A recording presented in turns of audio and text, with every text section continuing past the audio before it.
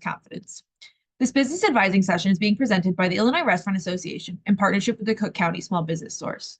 Established to ensure businesses emerge from COVID-19 intact and positioned for growth, the Small Business Source connects small business owners with expert guidance and support. Services include no-cost business advising,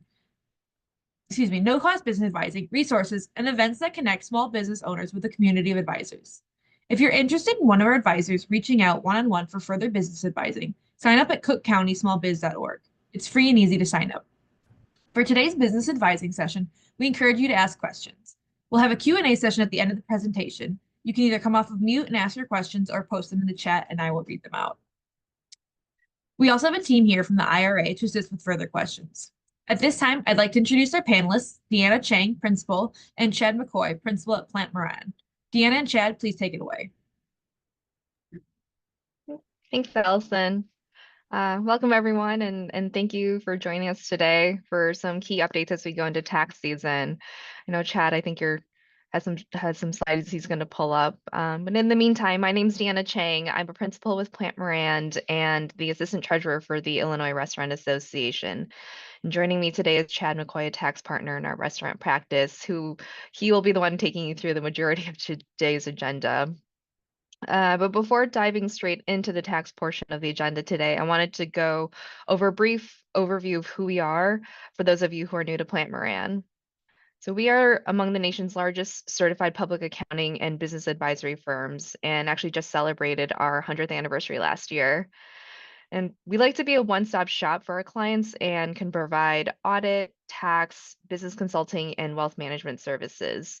So whether you have a single specific need or require comprehensive services on a worldwide scale, we have the knowledge, experience, and resources to help you meet your goals. That said, because our professionals specialize by industry, such as how Chad and I specialize in working with restaurants, we're able to provide personalized and focused attention on our clients.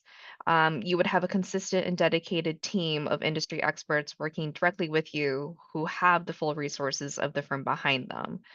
And this means you'd be working with individuals directly and not like a generic pool email address.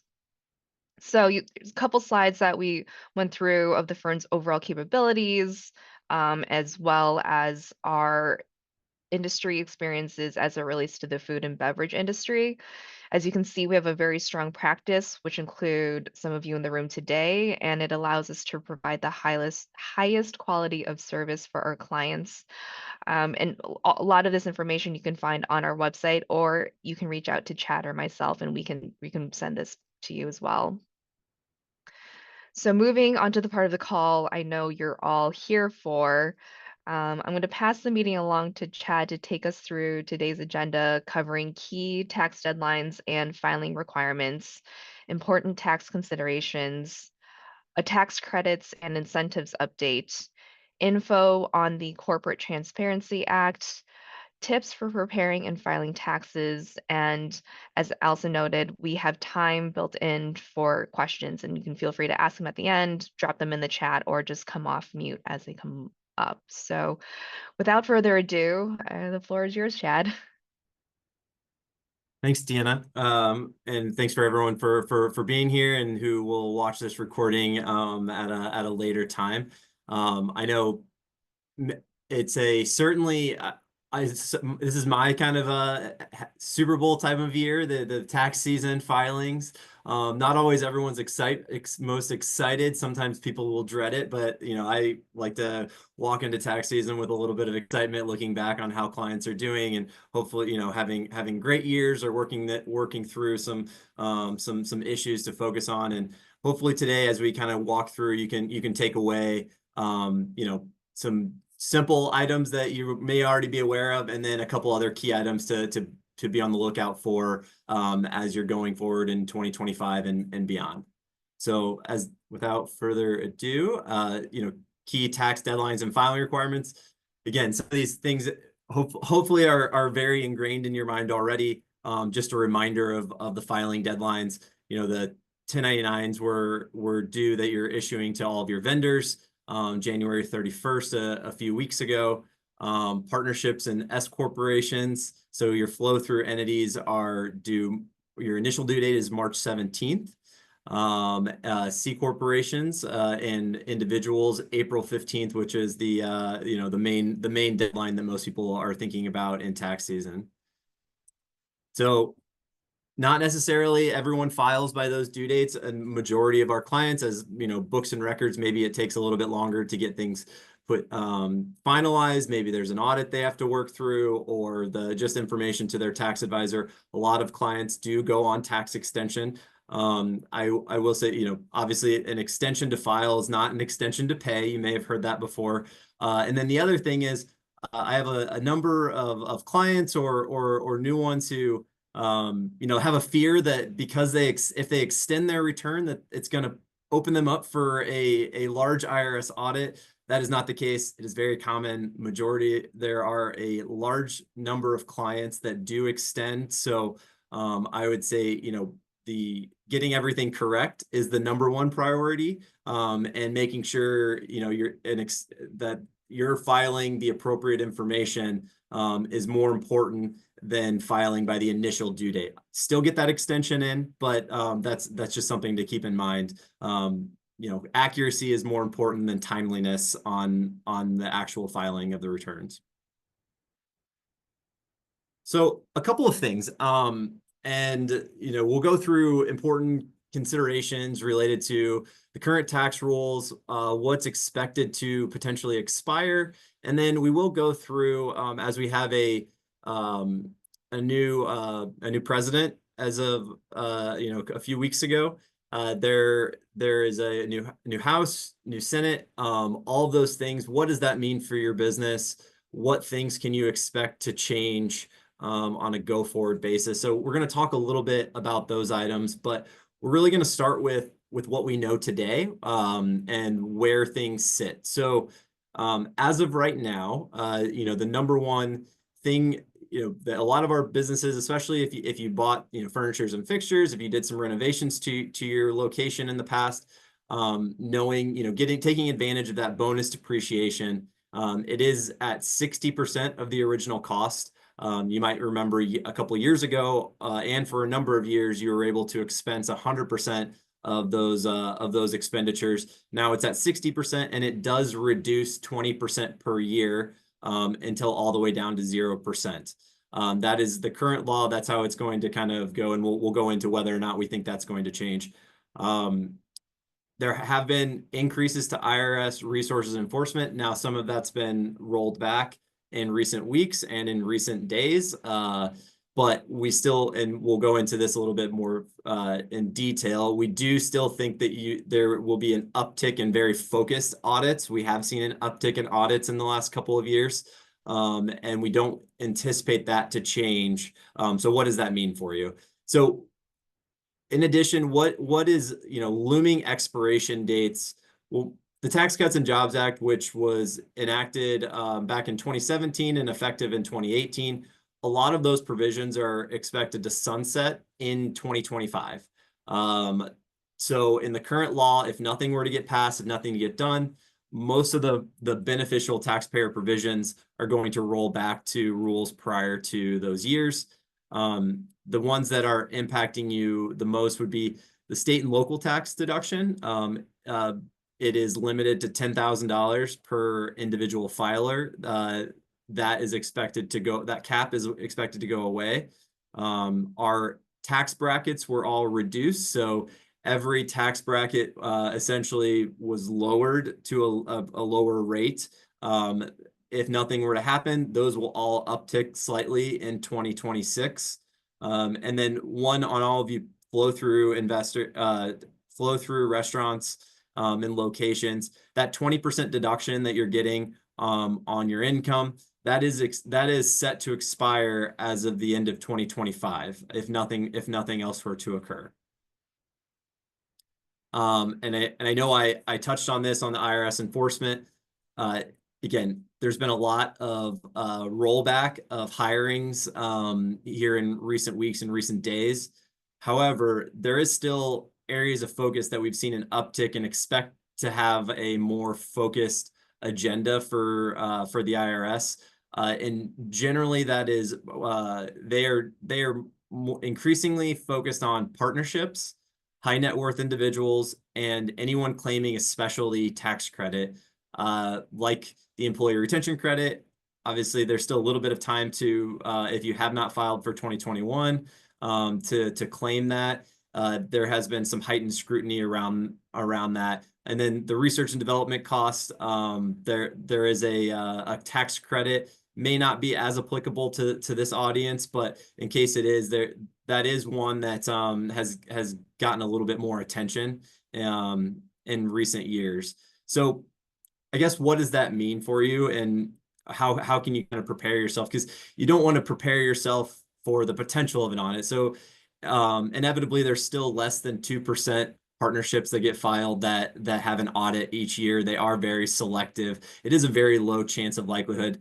However, things to keep in mind is just that you have good documentation. Same thing with that you would for if you had the state of Illinois sales tax audit or an IRS audit. Just keeping good records, keeping at least the last 3 years of tax return information, the last 7 years of invoices, things that you can draw on related to an audit. Documentation is always key to going smoothly. The more information that you can provide to substantiate something, the faster that a lot of these audits will go, if you unfortunately have the process of being selected.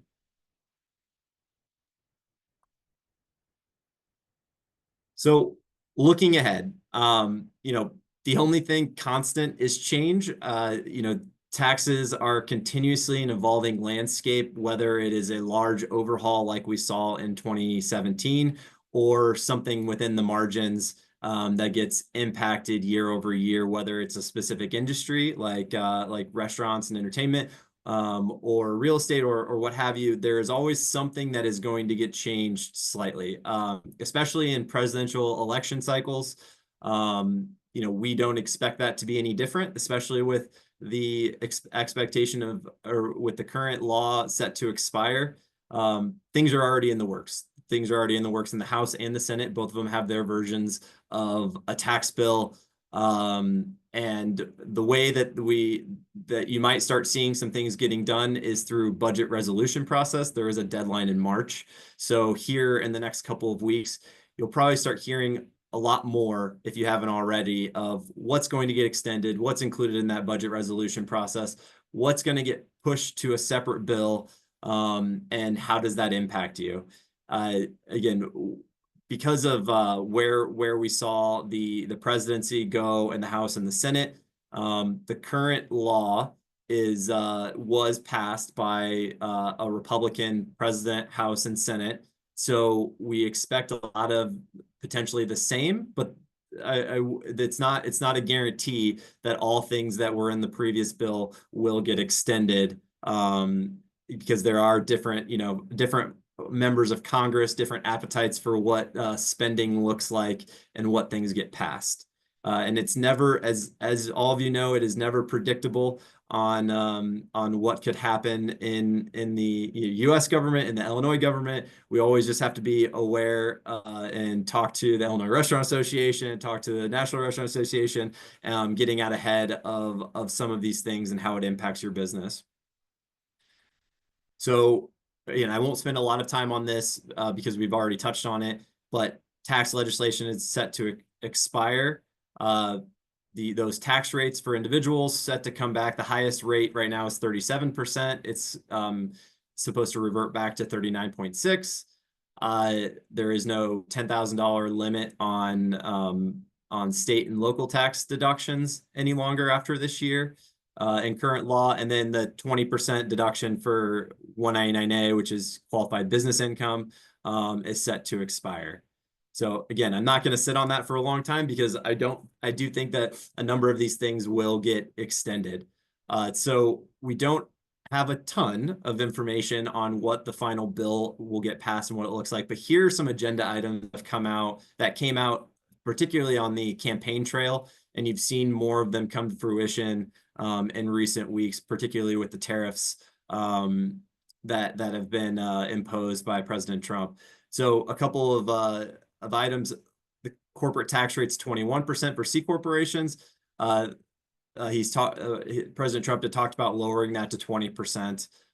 He does want to extend the 20% flow through deduction for all pass-throughs. And really that is to keep in line with C Corp rates to make sure that someone is not disadvantaged because they are a S corporation or a partnership versus a C corporation having such lower rates. And then the other one, which has has continued to have support in recent years. And if you joined this webinar last year, you would have heard me say the exact same thing, although nothing really got passed, that both sides of the aisle want to bring back 100% bonus depreciation on fixed asset additions. So, buying things that you're using in your business day in and day out, they'd like to bring back 100% bonus, so 100% deductibility of those items. So we do anticipate something along those lines coming.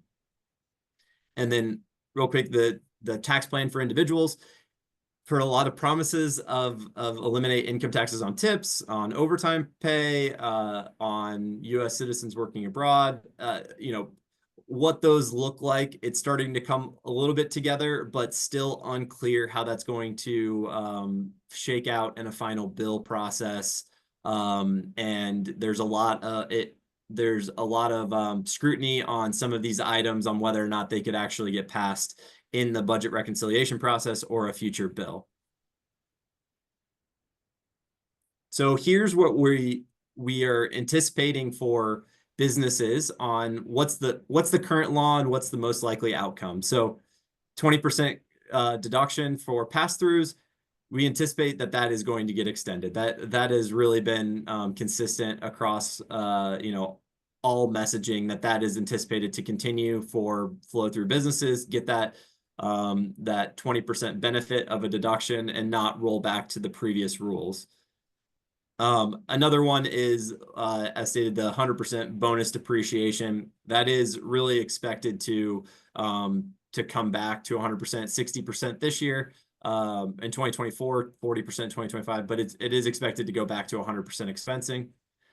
If you have a lot of debt, there could be limits on your interest expense deductibility. The anticipation is that limitation will be reduced in the future with a new law. So if that all sounds that it doesn't apply to you, it likely does not. But if you are taking out a lot of debt and you're having losses in the last couple of years, this could have applied to you, that you couldn't really deduct all of your interest expense in the current year. Individuals, it's a lot of the same. We're anticipating that all of the brackets, all the lower percentage income tax rates are expected to be the same. That state and local tax deduction, now they call it the marriage penalty for married filing jointly. It is a $10,000 cap, whether you are single or married filing jointly. And they anticipate removing that and having it so it is doubled, and potentially even larger than that. They don't anticipate the cap to go away completely, but it does expect it to be extended. A couple of items that went into effect if you're in Chicago. Hopefully you're already well in tune with these. I know the Illinois Restaurant Association came out with a lot of information related to this, but the 2025 revenue ordinance related to parking taxes, the increase to the rate being 23.25%. Make sure you're collecting and remitting that piece. Personal property tax, the rate increased to 11% of the lease or rental price. Amusement tax for TV and electronically delivered amusements like video streaming, that increased to 10.25%. So making sure that you are collecting and remitting the appropriate amount. While we are continuing to see more and more Illinois sales tax audits, so making sure that you are appropriately collecting and remitting and filing timely is very important. So next we want to touch on some tax credits and incentive updates. Hopefully you're already taking advantage of a few of these and they're just good reminders. The first being the FICA tip credit. So if you are it's calculated on reported tips. So if you have tipped employees, you do get a credit for the amount that you are claiming and calculating and including in their W-2 wages. If you are not reporting, you can't claim the credit. So we would encourage everyone to make sure that they are appropriately reporting tips to their employees. But if you are doing that, there is a credit that you can claim. If you aren't claiming this credit, I would highly encourage you to look into it as soon as possible. It is very advantageous. There's the work opportunity tax credit. Don't overlook this credit. A lot of times it's just a matter of whether or not you have employees in specific demographics, including veterans, ex-felons, qualified summer youth, physically or mentally disabled, and then residents of designated communities, so specific areas if they're a resident of. This has to be this type of information has to be gathered when somebody is hired. So making it a part of your hiring process, working through your payroll provider to say, hey, we want to make sure we're claiming the work opportunity tax credit. Now, I haven't seen that on the restaurants that we work with. I haven't seen substantial dollars, but I've seen them go anywhere from $2,000 to $15,000 a year of tax credits just from doing their normal hiring process. People that already were qualified, but it has to be a new employee, and you have to, it has to be offered across the board. It can't be on previously hired employees. So if you aren't taking advantage of this credit, making it a part of your hiring process and talking to your payroll provider about it. The employee retention credit, which is full of, unfortunately, it was a incredibly beneficial program, and it has created a lot of headaches for, hopefully most of you have received all of your dollars back. I still have a number of clients that are still waiting on refunds, and you are not alone in that respect. Now, as of about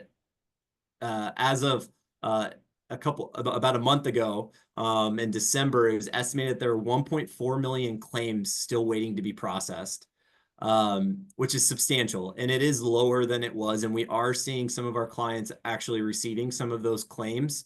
But we're also seeing maybe 2 years ago, when refunds were being issued and there was no additional verification being asked, we're now seeing IRS sending out letters requesting information from taxpayers to verify the credit, or just denying the credit outright because they don't agree with it. So these letters can have a small response time. So it's important to keep an eye on the mail, and it's important that you address it immediately if you do receive a letter from the IRS providing that information.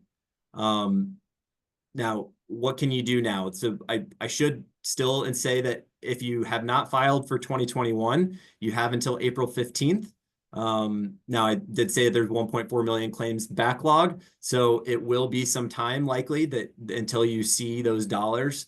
However, if you believe that you qualified and you just didn't have a chance to file for 2021, you still have another 2 months, a little less than 2 months of a window to get those amended payroll tax returns filed. And then what can you do now? So to prepare yourself, if you do get a letter, just look and make sure that you have all the proper documentation. Just, you still have a file folder somewhere that shows all the information you provided to do the calculation. You may be asked to provide that to get your dollars. And then the other is stay updated on IRS policy changes. So right now, the head of the IRS, the President Trump's pick, Billy Long, has a substantial history with employee retention credit. He had his own clients and was helping people with this program specifically. So I think from that perspective, a lot of people are hopeful that they are able to process these types of claims quickly. And I do see a question that was posed on Yeah. Oh, go ahead, Allison. Oh, I was gonna say on the audits, I think we can leave that one till the end, if that's okay with you. Yep, that sounds great.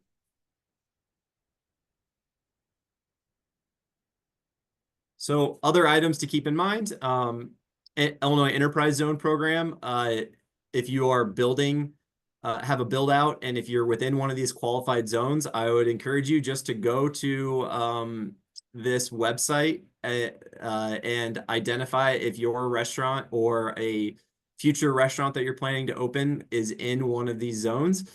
There are some benefits, particularly on the build out of the restaurant, that you could be taking advantage of. And then clean commercial vehicle credit if you are buying a electric motor vehicle, and for maybe deliveries or for the business, there are still some potential credits for the business that are available, or the business owners. So again, if this is just part of your, I always say it's not, the tax tail can't wag the dog, or you may have heard that already. Is this a reason to go out and buy an electric car? Maybe not. But if you're already doing this as a part of your business, this could be a good reason to do so, taking advantage of the tax credit, taking advantage of the depreciation that you're going to get from it. If it's already part of your business, why not take advantage of it? I do have some links to various articles that I believe these will be available to you. This slide deck, Allison, this will be sent out to everyone, right? Yes, yes. And it'll also be posted on our website. Perfect. So you'll be able, these are all hyperlinks. You can click on them, or you can look them up. These are all Plant Moran related articles. In addition to these tax credits, we are sending out, we are doing webinars and additional information for business owners as things continue to come to fruition for any tax law changes for 2025 and beyond. We have a team dedicated to providing and keeping up to date on that information, because things can change quickly. And lastly, this is not a tax topic per se. However, a business topic, the Corporate Transparency Act. If you are staying in tune with this has been a yo-yo of changes, and you had a filing obligation. It was then turned back because of federal judges, and then reinstated. As of right now, and then a little bit of background. It's the Financial Crimes Enforcement Network, not the IRS, is administering the owners of businesses. So if you have an LLC, if you have a business, there's a potential that you have a filing requirement to disclose and report the owners of that business.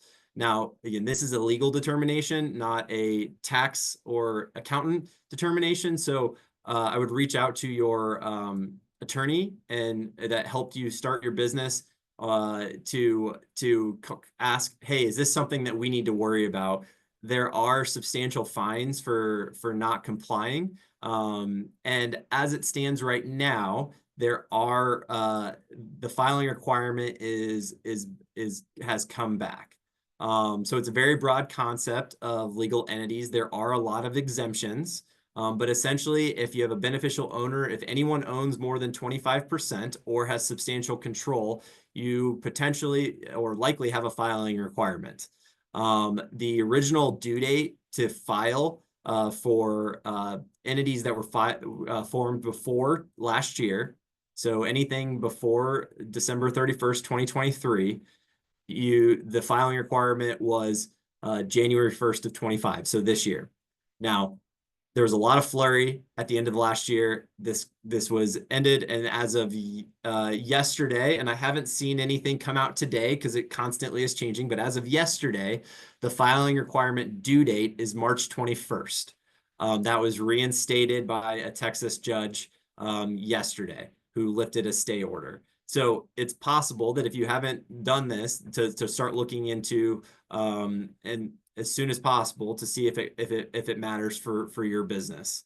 And it is a legal determination. So I can help, but we can help the Illinois Restaurant Association, and then we as well can help kind of point you in the right direction on who would be a good contact to help you get those filings in order. And again, very hopefully straightforward, but tips for preparing and filing taxes. I hopefully don't sound like a broken record if you were on this last year, but it really is just keeping as organized and maintaining your records is incredibly important. Accuracy is more important than filing before the initial due date, still putting an extension, but making sure that you're holding on to those documents for at least 3 years in case anything were ever to happen on an audit, that you have that readily available.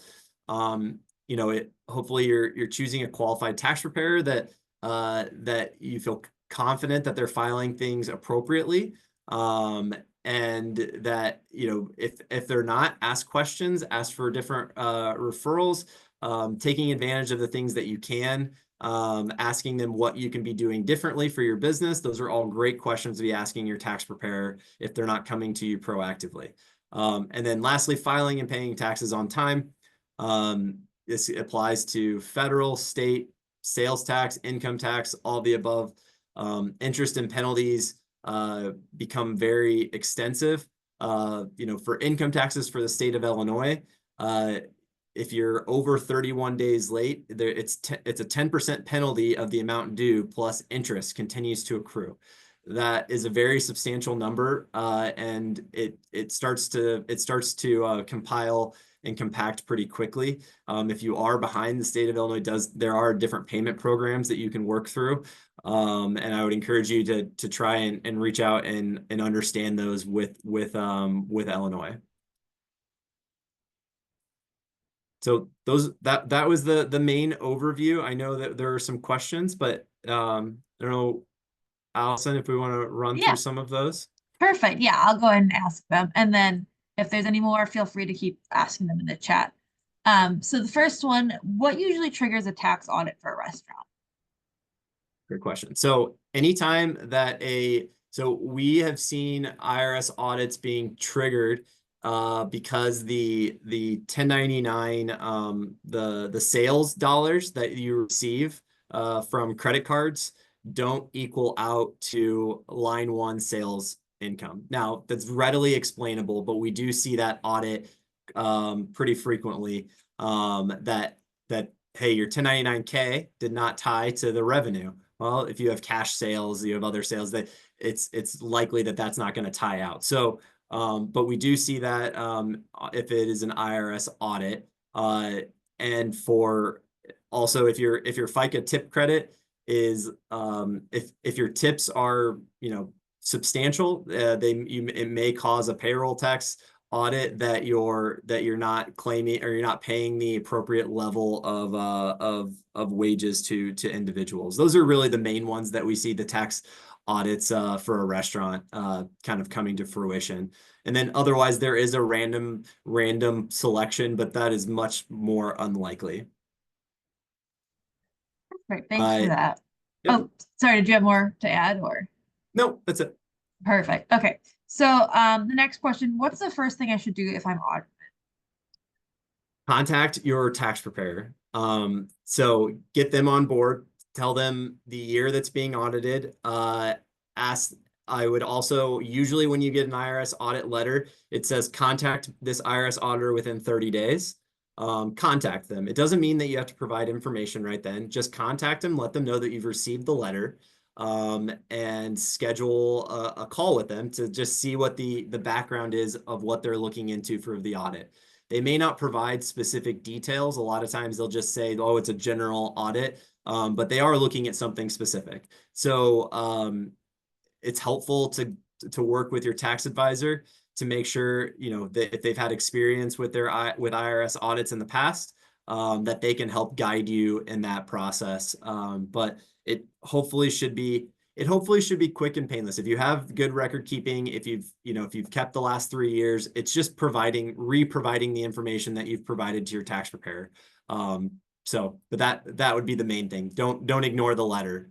Just continue, make sure you reach out to them. Good to know.